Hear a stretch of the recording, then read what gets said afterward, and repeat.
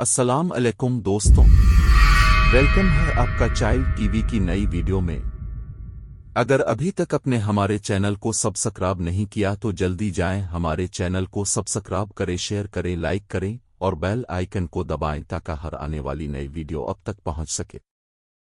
आज की कहानी दो लड़कों और एक खौफनाक डरावनी रूह की है। एक गांव में दो लड़के रहते थे। एक का नाम आसिफ था और दूसरे का नाम अली था। आसिफ और अली को सनसनीखेज वीडियोस बनाने का शौक है। उन्होंने गांव के लोगों से सुन रखा था कि गांव के पास एक बड़े पहाड़ पर एक पुराना मंदिर है जहां पर जाना खतरनाक है। लोग कहते हैं कि वहां अजीब आवाजें सुनाई देती हैं और लोग गायब हो जाते हैं। लेकिन आसिफ और अली वहां जाना चाहते हैं। गांव के लोग उन्हें रोकते हैं, कहते हैं कि यह सफर खतरनाक है। लेकिन आसिफ और अली उनकी नहीं सुनते। वो इसी पुराने मंदिर पर जाते हैं जहां उन्हें ज़ारा नामी एक लड़की मिलती है।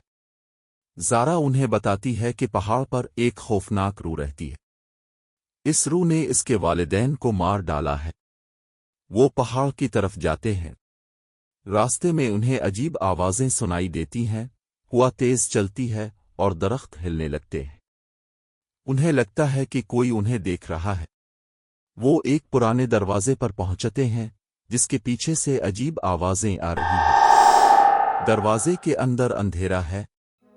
वो आहिस्ता आहिस्ता अंदर जाते हैं। अचानक उन्हें एक अजीब शक्ल नजर आती है। वो डर कर भागते हैं लेकिन रास्ता भूल जाते हैं। वो गहरी खाइयों और पुराने खंडरात में फंस जाते हैं। वो एक छोटे से कमरे में फंस जाते हैं जहां राशिद नामी एक बूढ़ा आदमी बैठा है। राशिद उन्हें बताता है कि वो इस पहाड़ का मुहाफिज है। उसने उन्हें यहाँ कैद कर दिया है। उसने उन्हें बताया कि इस पहाड़ पर एक खौफनाक रूह रहती है जो लोगों का खून चूसती है। राशिद उन्हें कहता है कि वो जल्दी से यहाँ से निकल जाएं। लेकिन अब बहुत देर हो चुकी है। रुआ सहर जाग उठी है। इसकी सर्द हुआ उन्हें छू लेता है। उन्हें लगता है कि कोई उन्हें देख रहा है। रुआ सहर की आवाज सुनाई देती है, तुम लोग यहां से नहीं जा सकते। तुम्हारा खून पर मेरा हक है। आसिफ और अली डर कर चीख उठते हैं। रुआ सहर उनके करीब आती है। वो आसिफ और अली को पकड़ने के लिए हाथ बढ़ाती है। आसिफ और अली डर से बेहोश हो जाते हैं। अगले दिन गांव वाले आसिफ और अली को तलाश करने के लिए निकल पड़ते हैं। वो इसी पहाड़ की तरफ जाते हैं। वहां पर वो इसी पुराने मंदिर पहुंचते हैं।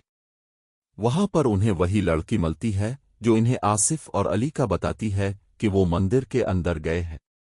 वो मंदिर के अंदर पहुंचते हैं। वहां उन्हें राशिद नामी बाबा मिलता है जो उन्हें बताता है कि रुआ सहर ने उन्हें छोड़ दिया है। गांव के लोगों को अली और सफ बेहोश पड़े मिलते हैं। गांव के लोग देखते हैं कि आसिफ और अली जिंदा होते हैं, लेकिन आसिफ और अली अभी तक बेहोश हैं। गांव वाले उन्हें गांव ले जाते हैं जहां उनका इलाज किया जाता है। आसिफ और अली चंद दिन बाद होश में आते हैं, लेकिन उन्हें याद नहीं आता कि उनके साथ क्या हुआ।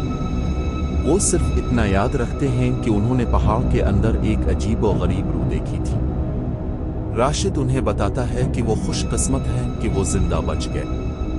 उसने उन्हें खबरदार किया कि वो दोबारा कभी भी इस पहाड़ के करीब ना जाएं। आसिफ और अली उस वाक़ये को कभी नहीं भूल सकते।